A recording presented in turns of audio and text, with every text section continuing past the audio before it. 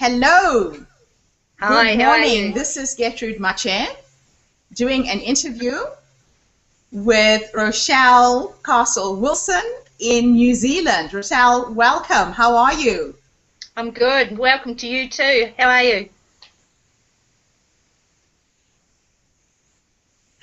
Awesome, awesome.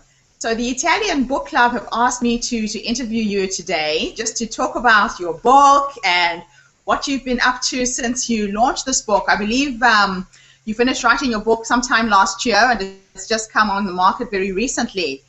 Can you just tell us the title of the book? And first of all, I really want to get to know who you are as a person and what inspired you to write the book in the first place. I'm a 49-year-old single mum of two children who re-entered the dating game about 5 years ago, and as a cathartic exercise started documenting my experiences in the dating field and eventually decided to put it together and turn it into a book. So that's really how the book came about.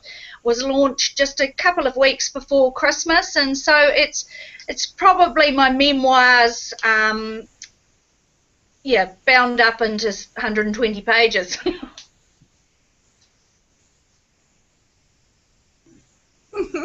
What is the title of the book?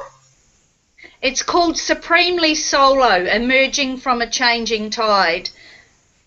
And it talks about my journey, really, and emergence over that 5-year period.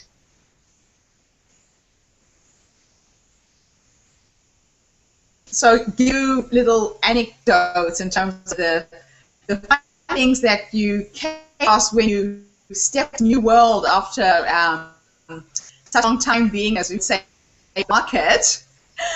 What was that like for you? Because there must have been something there that made you think, I really need to share this story with the world. I believe your book is very funny as well. I've got quite a gregarious sort of out there personality, and it was just scary, some of the incidences that I came across, some of the people that are lurking in cyberspace that are on these dating sites. I'm a naturally very proactive sort of person, so I did every method known to man to try and secure myself that elusive partner. Um, and look, if I hadn't been so forthright and forward and perhaps a less forward woman, I may have got myself into a bit of trouble. So it serves as a bit of a warning for would-be daters. It also probably, there's a bit of advice in there for men that probably are trying to secure a date and retain it. So yeah, and look, honestly, there's parts of it that are heartbreaking because clearly it wasn't initially a nice time in my life, but as the time progressed and I became a bit sort of harder and treated it as a research exercise, to be honest. I became that they were a lot more light-hearted, and look, there are some amusing things happen, but there's nothing stranger than real life, is there? Real life can be strange, yes. So it sounds to me like you stepped into another world and you were not prepared for that world. What would your advice be to, let's say, anyone else who has come out of a relationship and is going back into the dating world? What insights, what warnings would you offer somebody else? The interesting thing, Gertrude, is that I have friends that are walking my journey. I see them doing it all the time, and logically in my head, you know what you're doing is quite dumb. That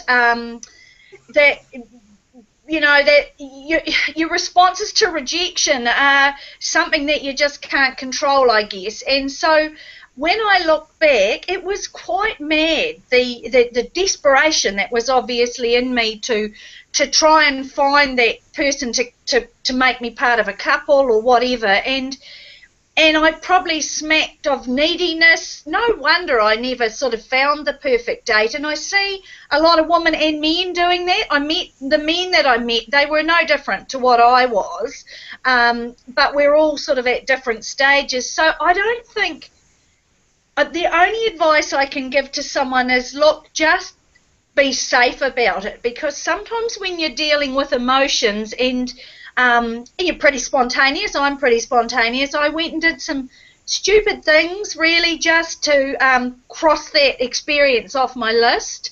You know, 5 years down the track, I still haven't met that.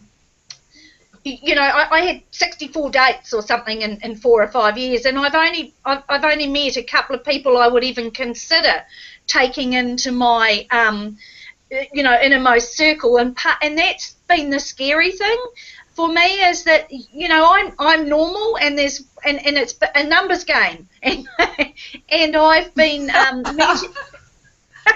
so yeah, I guess, you know, when you're a kinesthetic learner like I am, you just have to do it.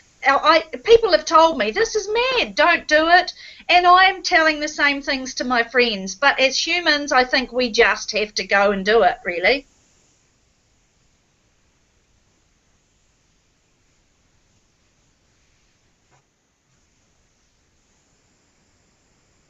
It's true.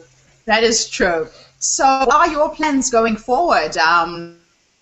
It sounds like you are on quite an adventure. How has your book been received so far in New Zealand? Has it been bought overseas as well, or are you focusing mostly on the New Zealand market? I've actually sold quite a few overseas, mainly from connections that I've had overseas. It's been really well received, but interestingly enough, the people that have bought it that know me have found it incredibly painful in places to read, because they've read past the humour. I cope a lot in my everyday life with this odd humour that I've got, and so the people that know me really well they've found it incredibly funny, but they have found it difficult to read about somebody they care hurting in a way that obviously I did, because they can see below the humour, you know, that I had masked all that journey with. Some people have written, strangers have written to me and said how courageous I have been sharing that story, and many women have said I could have been writing about their story, because not everybody is honest and shared it the same way I have, because as you know, if you put something into a public arena, then you're up for all sorts of criticism and critiquing and that sort of thing, and sometimes when you read something and it strikes a nerve, it's not easy to deal with if you can identify things in it that are in yourself. Okay. So yeah. So would you say that books kind of lend a bridge through people's experiences, that there will always be someone out there who has a parallel story to yours, and this is why the women who are responding to you can relate to the experience you've gone through, because they have gone through it themselves. So books are powerful in that sense. Absolutely, and that is the thing that the wonder of the whole thing to me is, because when I was writing, as I said, it was purely for cathartic reasons.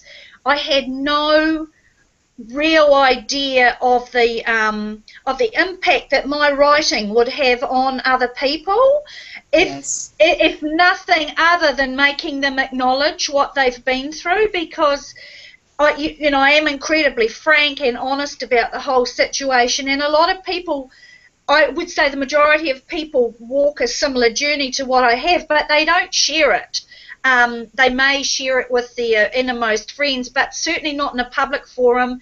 And certainly, we all do things that we're not proud of, and you think, how the hell did I manage to end up in that situation?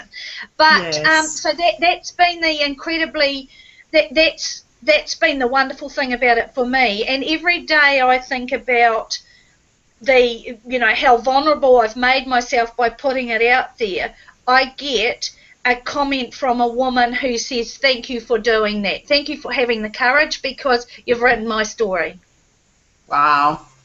Wow. It's pretty incredible. And I believe you've been getting a lot of speaking opportunities as well to speak with various groups. Yeah, that's an interesting thing in itself, because if you think about it too much, I think who would want to hear that story? So I'm pinching myself still a wee bit about that, because it just doesn't seem a reality. I mean, I'm an ordinary person and I haven't had an extraordinary life as such.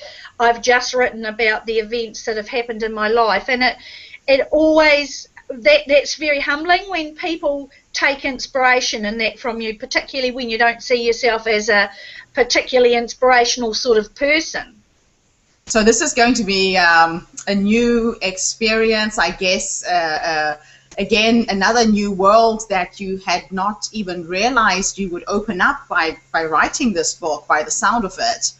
And I know from personal experience that once you've written a book, people do tend to look at you differently. Is that correct? Yes, and the difficulty probably, Gertrude, is that I don't tend to look at myself as being any different. And I had an interesting situation yesterday where I had expressed a wish on Facebook that I wanted to be an author. And one of the ladies that has already bought my book, she posted a message and she said, "You're already an author. What are you talking about?" So the reality of it hasn't quite sunk in for you, has it? No. And it's still, and to think that people, because for me, when I wrote that book, I don't tend to ever look back. I did it, I crossed it off my list, and I didn't think there would be any sort of spin-off for it. And so being able to be part of this journey is quite surreal for me at the moment, and I'm excited but scared at the same time, and something that I just don't even understand how that's all happening. So the possibility of launching your book in Italy is coming up. How does that feel? Do you think your story is a universal story that can be received in Europe? Absolutely. Probably more so in Europe, because it's a lot easier to be anonymous. They're a lot more passionate than Kiwi people are too. You know, the Kiwis that have been reading my book, because we're quite a reserved lot in terms of expression. We're not a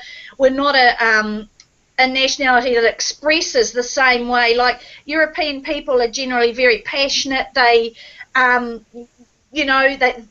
love, if you know what I mean. Yes. In New Zealand, it's so I believe that it will be well received over there, because as a New Zealander, this has been quite brave for me to go and do this. It's 50 Shades of Grey done from small provincial town in New Zealand, which is blowing the socks off some people that are reading it, because a 70-year-old man that is a friend of mine bought the book and read it, and he said, "I don't want to believe that this book has been written by someone I know, because I read Wilbur Smith's books and I want to be reading about people that are anonymous, but I couldn't put your book down." And he doesn't want to have to identify with that. And I think that that's true for a lot of New Zealanders, is that Yes. Because reading my story, they identify bits about themselves. Yes. So tell me something about where you're situated in New Zealand. You're in the South Island. You're based in a town called Timaru, correct? Yes, in the central South Island, a little place called Timaru, which is sort of on the east coast. It's a couple of hours away from Christchurch, the main centre, an hour and a half to iconic Mount Cook, that sort of thing. So it's a very rural, provincial town, who's got a high population of retirees, very conservative people. Yes. I didn't do a launch in Timaru for that reason, because it just wasn't the place to be bringing a book like that out. So you had to go out of your own hometown to be able to celebrate the completion of this amazing book. So where did you launch your book? I actually went to Invercargill, where I left 8 years ago, because I felt that I had to be surrounded by lots of love before I could feel safe. It's a bit like walking down the catwalk naked when you bring a book out. There's a wee bit of erotica in this book, and suddenly you realise that people are going to judge you, and it's been scary. So I needed to go almost back to my roots to do it, because I knew that there would be a lot of people that would be supporting me just because of what I'd done. And the fact that I did it amongst a lot of friends who managed to drag people along to enjoy it, was to me, the actual night of my inaugural launch would have to be one of the biggest highlights of my life, because I looked around and there was no judgment in the room. Yes. And when you're a writer, you immediately set yourself up for judgment. And having you do make yourself vulnerable, I guess, by putting your life out there and by putting your story out into the public domain. Absolutely, and look, let's face it, I don't, the whole 5-year period that book was written over has been a very vulnerable time in my life, and that's not a side that I show people. They see me as a very dynamic woman that achieves what she sets out to do, and so to show people that side of me has been a huge growth in my soul, really, because I've had to tell the masses that I'm a bit of a fraud. I'm not what they see every day is not really what's going on, and as people, we're all guilty of that. Yeah. Well, I'm really looking forward to tracking your progress and your success. I know that the Italian Book Club are really keen to have you come to Rome to launch this book. And I do want to thank them for allowing me to do this interview with you. So, Rochelle Castle Wilson, hopefully we will have another interview with you in Rome when you take your book to Europe. Oh, well, look, thank you for doing this interview. Thank you, and I can't wait to see them all there. Thanks.